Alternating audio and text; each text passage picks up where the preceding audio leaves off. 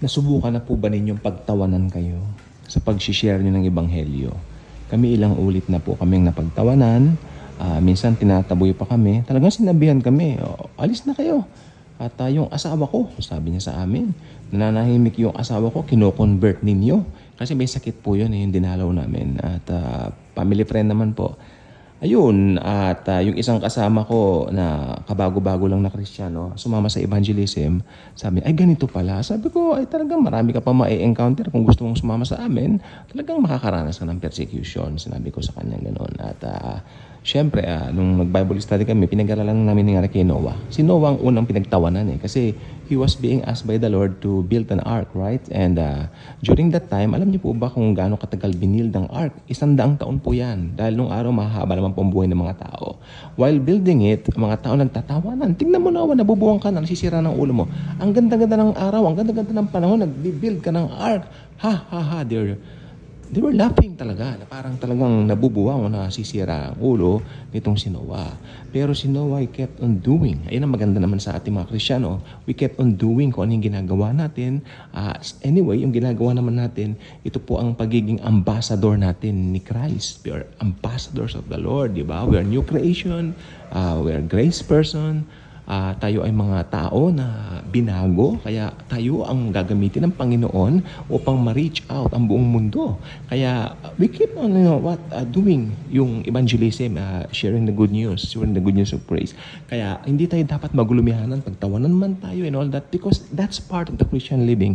That's part of the Christian life, especially kung tayo ay nagbabahagi ng salita ng Diyos, ng ebanghelyo ng kaligtasan sa ibang mga tao. So ito po ay talagang gusto ko lang pong sabihin po sa inyo na ang bawat mananampalataya, at least kahit papano experience ma-persecute. Matakot nga po kayo kung walang persecution dahil baka iba ang nasa sa inyo. Kala man po na iba. Talaga may persecution ng bawat mananampalataya in every way, sa kahit na anong paraan. Kasi sabi po naman ng kasulatan, maganda kung ikaw ma-persecute dahil sa pangalan ng Panginoong Jesus kaysa ma-persecute ka sa paggawa ng mali. Hindi ba? Although nagkakamali pa rin po tayo, minsan hindi po maiiwasan yan, pero at least pinatawad na po tayo pagdating po sa bagay na yan. Kaya ang pagiging Kristiyano po, lagi po natin nalagay sa ating isip, tayo po ay mga soldiers of Christ, of sharing the good news of salvation. Sapagkat lalo na po ngayon, nalalapit na po ang araw ng rapture. Ako'y naniniwala po, anytime now we will be raptured. So, ayaan yung mga nagtatawang yan.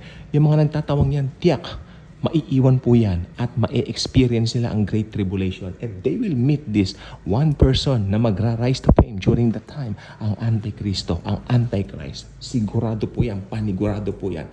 Malamang yung ibang nagtatawang yan, magpapatatak po yan ang tatak ng halimaw.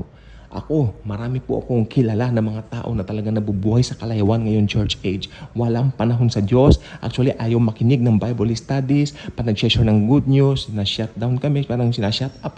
Parang ginagano, ha? Parang pinagtatawa na. Yan na naman kayo. Pero alam naman po natin, ang kahihinatnan ng mga tao na nag-reject ng gospel of grace ni Lord Jesus Christ. Kung namatay po sila ngayon church age, tiyak, alam natin ang kanilang pupuntahan. Impyerno po sa Hades. Then, afterwards, gihina hell. So, ayan po ang gusto ko pong sabihin po sa inyo. Yung mga nagtatawa, hayaan po natin yan.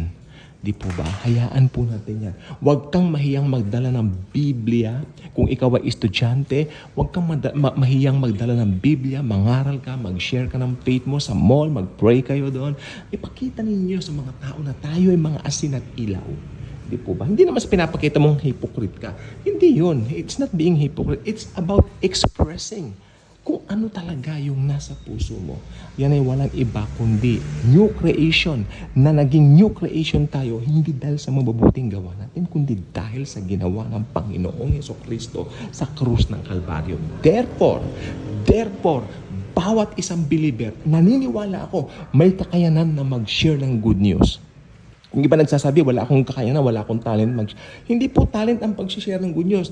Ang pag-share po ng good news ay kayang gawin ng bawat Kristiyano sapagkat ang banal na Espiritu ay nasa sa atin. May banal na Espiritu po tayo. Kaya I know we can do all things through Christ who strengthens us.